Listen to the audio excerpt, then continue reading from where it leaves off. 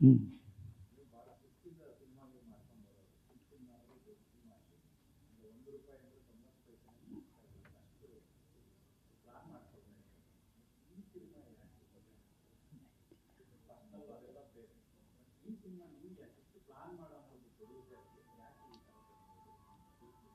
ಅದು sir situations ಪ್ರತಿಯೊಂದು ಅನ್ಫಾರ್ಸೀನ್ incidents ಯಾರಿಗೂ ಔಟ್ ಆಫ್ ಸಡನ್ನಾಗಿ ಏನೇ ಬಂದ್ರೂ ಎದುರಿಸ್ಕೊಂಡು ಹೋಗ್ಬೇಕಾಗತ್ತೆ. ಸೊ ಆ ಸಿಚುವೇಶನ್ಸಿಂದ ಒಂದು ಕೆಲವು ವಿಚಾರಗಳು ಆಗ್ತವೆ.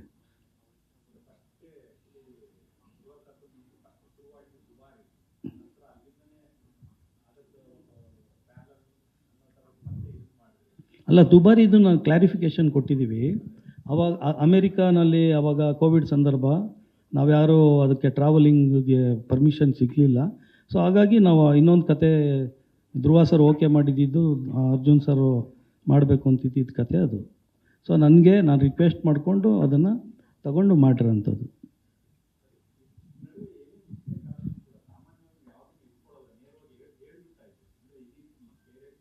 ಸರ್ ನೋಡಿ ಕೇಶವಮೂರ್ತಿ ಅವರೇ, ಒಂದು ನಿಮಿಷ. 8 ಸಿನಿಮಾದಲ್ಲಿ ನನಗೆ ಏನು ಆ ಥರ ಸಮಸ್ಯೆ ಆಗಿಲ್ಲ ಅಲ್ವಾ? ಅದಕ್ಕೆ ಏನು ಹೇಳಿಲ್ಲ ಅಲ್ವಾ? ಯಾವ್ದಾರು ಇದ್ದಿದ್ರೆ ಹೇಳ್ತಿದ್ದೆ ಅಂತಂದರೆ ಅಂಥದ್ದು ಯಾವ ಘಟನೆಯೂ ನನ್ನ ಇದರಲ್ಲಿ ಸಿನಿಮಾದಲ್ಲಿ ಯಾವತ್ತೂ ನಡೆದಿಲ್ಲ ಸರ್. ಈಗಲೂ ಇದೆ ನೇರ್ವಂತಿಕೆ, ಇದು ನೇರ್ವಂತಿಕೆನಲ್ಲಿ ಇದ್ದೀನಿ ನಾನು, ಆಯಿತಾ?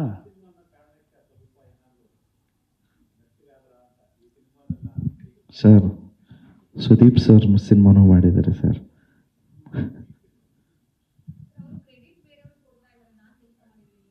ಸರಿ, ಕ್ರೆಡಿಟ್ ಅಂದರೆ ಏನು ಮೇಡಮ್? ಇಲ್ಲಿದೆ ನೋಡಿ, ಡೈರೆಕ್ಟರ್ ಹೆಸರಿದೆ.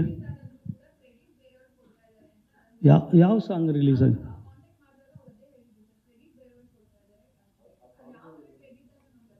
ಯಾವ ಕ್ರೆಡಿಟ್ ಮೇಡಮ್?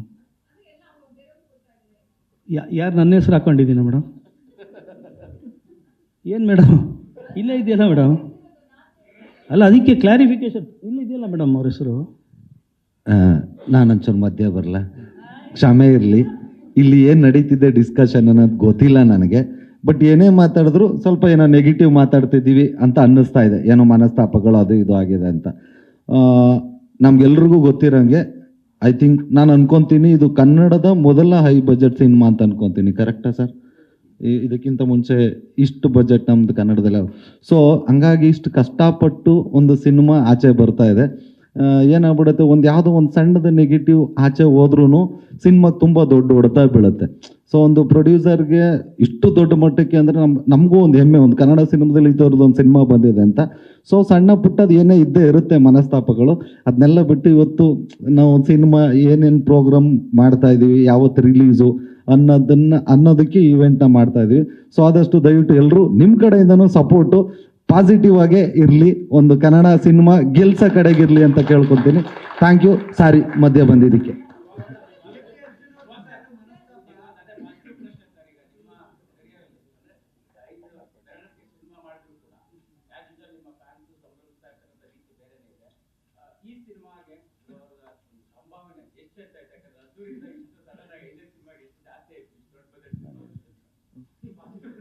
ಈಗ ಅವರು ನನಗೆ ಸಿನಿಮಾ ಮಾಡೋಕ್ಕೆ ತೊಗೊಂಡಿರೋ ಸಂಭಾವನೆನ ಅಕಸ್ಮಾತ್ ಶೂಟಿಂಗ್ ಲೆಕ್ಕದಲ್ಲಿ ನಾನು ನಿಮಿಷ ಹೇಳ್ಬಿಡ್ತೀನಿ, ಕ್ಲಾರಿಫಿಕೇಷನ್ ಇದು ಆಯಿತಾ?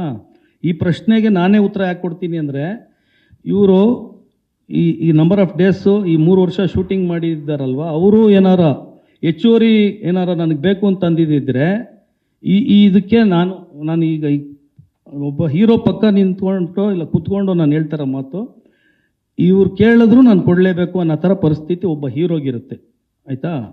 ಬಟ್ ಅವ್ರು ಇಲ್ಲಿವರೆಗೂ ನನ್ನ ಜೊತೆಗೆ ನಿಂತ್ಕೊಂಡು ಅವ್ರಿಗೆ ಈಗ ಈ ಕ್ಷಣದಲ್ಲೂ ಈ ಮಿನಿಟಲ್ಲೂ ಈ ಸಿನಿಮಾಗೆ ಅವರೇ ನಾನು ಬಂಡವಾಳ ಹಾಕಿರ್ಬೋದು ಇನ್ನೊಂದೇನು, ಬಟ್ ಅವ್ರ ಶ್ರಮ, ಅವರು ಮಾಡಿರೋ ಡೆಡಿಕೇಶನ್ ಮುಂದೆ ಅದಕ್ಕೆ ದುಡ್ಡು ಕಟ್ಟೋಕ್ಕಾಗೋದೇ ಇಲ್ಲ.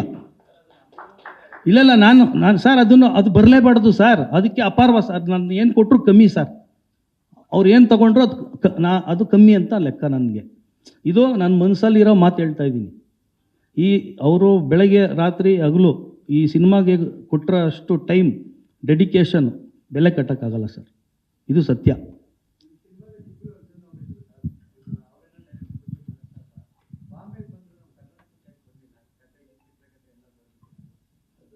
ಸರ್ ಅವ್ರದ್ದು ಪರ್ಸ್ನಲ್ ಶೂಟಿಂಗ್ ನಡೀತಾ ಇತ್ತು, ಹಂಗಾಗಿ ಬರೋಕ್ಕಾಗಿಲ್ಲ ಸರ್.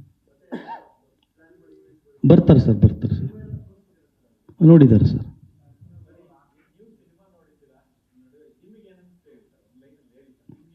ಸರ್ ಡೆಫಿನೆಟ್ಲಿ ಒಂದು ಹೆಮ್ಮೆಯ ಚಿತ್ರ ಆಗುತ್ತೆ. ಈ ನಾವೇನು 3 ವರ್ಷ ಮಾಡಿದ್ದೀವಿ, ಒಂದು ಪ್ರಯತ್ನ ನಾವೇನು ಮಾಡಿದ್ದೀವಿ, ಡೆಫಿನೆಟ್ಲಿ ಜನಕ್ಕೆ ಇಷ್ಟ ಆಗುತ್ತೆ ಸರ್.